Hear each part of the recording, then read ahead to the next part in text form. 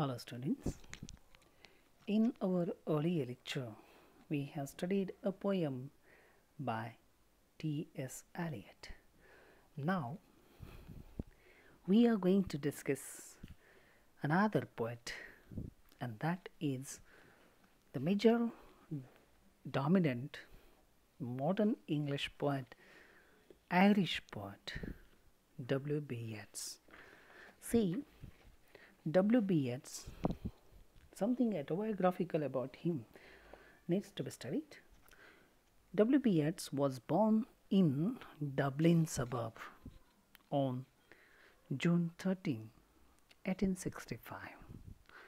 His father, John Butler Yeats, was a painter and whose friendship with the pre-Raphaelite school of painters was one of the importance in W.B.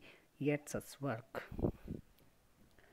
His mother was from Pollexfen family from County Sligo, which is very famous and often repeatedly comes across in W.B. Yeats's poetry. So, after spending his time in London, Hammersmith, and also in the country Sligo, the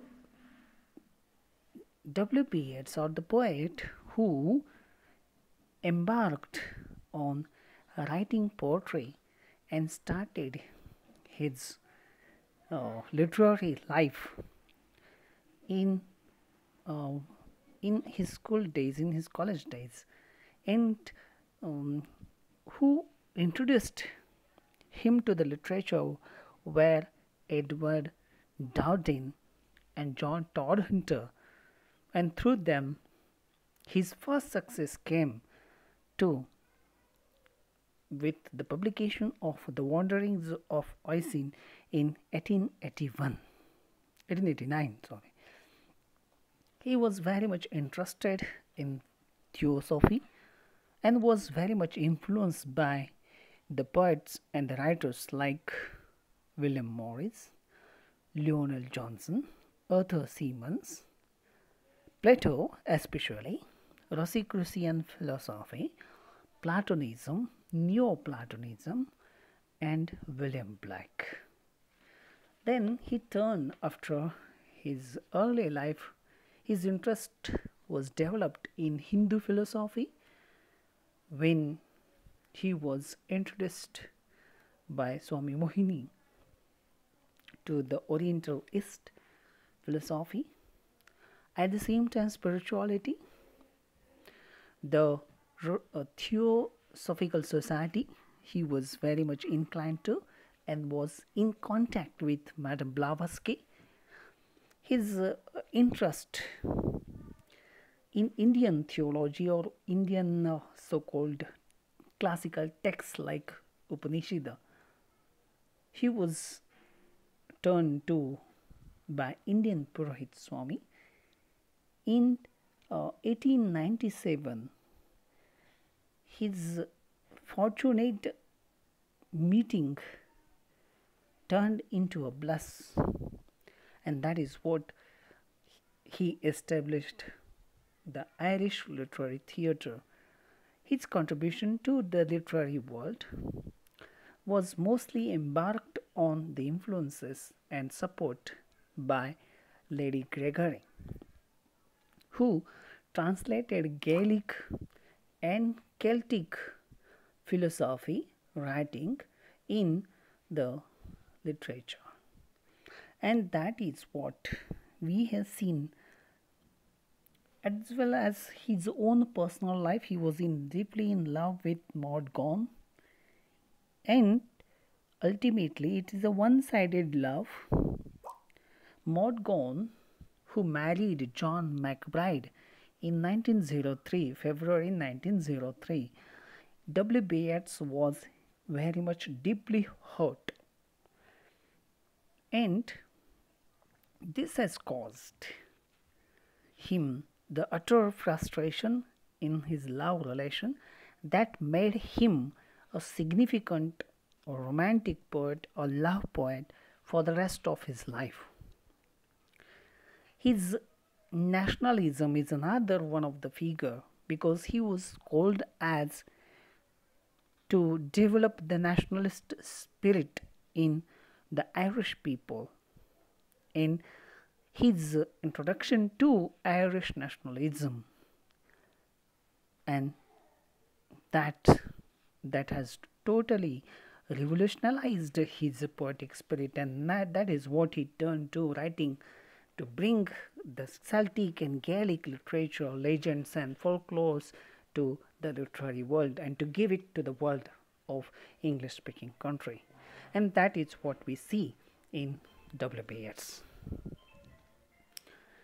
The Second Coming, the poem Second Coming, is one of the finest of all his literary poems.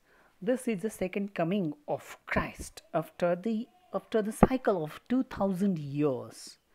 And in writing this particular poem, it was able to choose the words that are much more appreciative to the extent of the right, at the same time to reveal and represent the emotions that he wished to convey. See, as we have seen, the Second Coming was published in the American magazine called Diet in 1920. But the poem is the Christian era that draws to its close, to its end. The 2000 year is ending and it must be terror filled. The pre-Christian era, ख्रिस्ताच्या अगोदरचा era, ज्या एरामध्ये dark forces वाढलेली होती, and that dark forces comes to an end with the introduction of the Christ. So there is something that we need to see about this particular poem. As we have seen, the poem consists of 22 lines divided into two poetic stanzas. There are first 8 lines of, as you see, there are first 8 lines of the stanza, and second stanza is that of 14 lines. There is, of course, no preparation of such. So the poem opens up in the middle of his vision, see, and his philosophy. See, the poet has written a philosophic book that is called The Vision, about which he was very much so advocating his automatic type of writing that George, his wife, has written. She practiced the falcon, the turning gyres, the symbols, all that we have seen are brought from this vision. So the poem opens in the middle of the vision. So let us go through the poem in detail. Turning and turning in the widening gyre, the falcon cannot hear the falconer. Things fall apart, the center cannot hold. Mere anarch is loosed upon the world, the blood-dimmed tide is loosed, and everywhere the ceremony of innocence is drowned. The best lack all conviction, while the worst are full of passionate intensity. Surely some revelation is at hand. Surely second coming is at hand. The second coming. Hardly are those words out when the vast image of Spiritus Mundi troubles my sight. Somewhere in the sands of desert, a shape with lion body and head of man, a gaze blank and pitiless as the sun is moving its slow thighs, while all about it real shadows of indignant desert buds. The darkness drops again, but now I know that 20 centuries of stony slip were vexed to nightmare by a rocking crow. And what rubbish its hour come round at last, slouches towards Bethlehem to be born. See, so in this particular poem, second coming, but what are the reasons for the second coming? For the manifestation of the God or the Christ to come and to take the birth again. The poet in the early means the first stanza gives the precedents or the conditions are why conditions are becoming suitable and such a verse that second coming is to be expected. So the first stanza gives us the modern day's anarchy, blood dimmed, the sinister situations, the myth that destroys all life on the world. Why mere anarchy is loosed upon the world? Why ceremony of innocence is drowned? Why the best lack all conviction? Why all the worst are full of passionate intensity? That is seen in the first stanza. So, the modern day's conditions are such a worse, such a degenerated, that such a disillusionment, such a modern day's war-torn country, war-torn nations, the nature, the beautiful world is drastically degenerate. See, so this way it may suggest, okay, it may suggest that the things are there. So we just need to go through the stanza, turning and turning in the widening gyre. See, the world is sea moving. Gyre stands for the whirlpool. And by turning, and the gyre is widening. The gyre is widening, the whirlpool is widening, the storm is widening and is turning at a vaster speed and destroying in its own wind, just like a tornado, American tornado. Everything comes in the way, gets destroyed. So, turning and turning in the widening gyre, such a situation is very difficult. The falcon is a type of bird. The falcon cannot hear the falconer. See, as this is what we see is taking place. Such conditions are very drastically portrayed. The basic idea of this poem or this line are that it's a rise and fall of civilizations.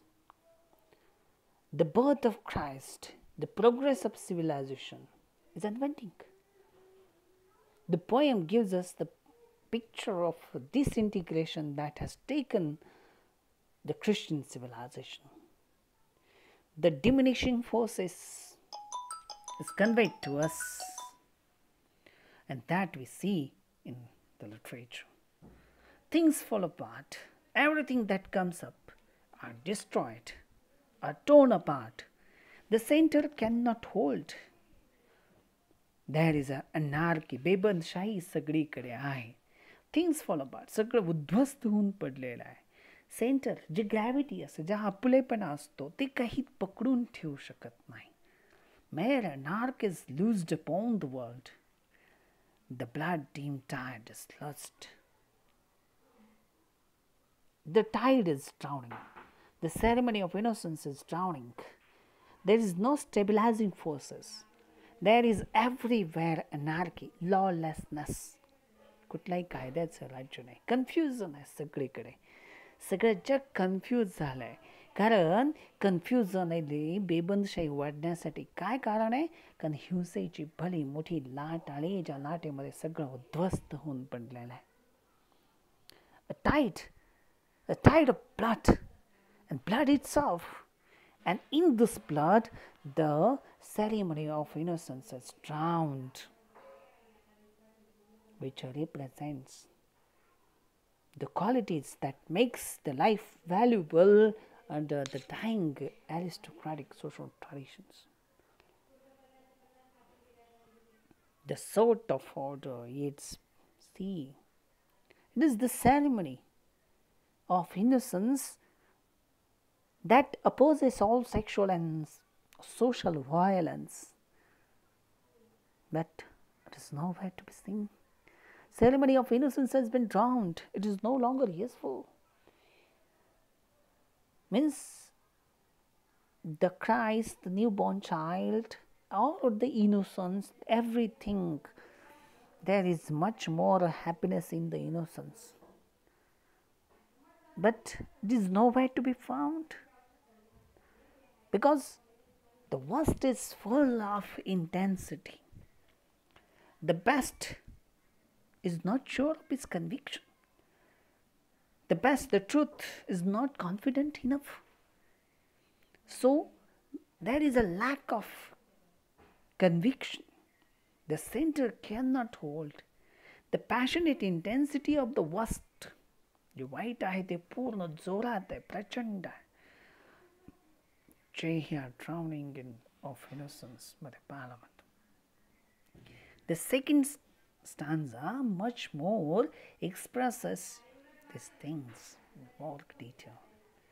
Surely, some revelation is had. काहीतरी दिसतंय. आता ही परिस्थिती अशी आहे का काहीतरी रिव्हिलेशन, चमत्कार होणार, पुनर्जन्म होणार आणि तो पुनर्जन्म जवळ दिसतोय. Surely, खात्रीपूर्वक. Some revelation is at hand. जवळच आहे. Surely, second coming, नवीन अवतार शक्य आहे. Is at hand. Perhaps new avatar, new offering is coming. The poet sees in his vision the spiritus mundi, means छोटंसं लहानसं बाळ जन्माला येत आहे, इनोसेंट असलेलं. Okay, there is a vast image that we could see. The sphinx-like image. His gaze is blank and pitiless like that of a sun. It troubles his sight because it is shining bright. It is the birth that see. So the vision, it suggests a kind of a terror and destruction.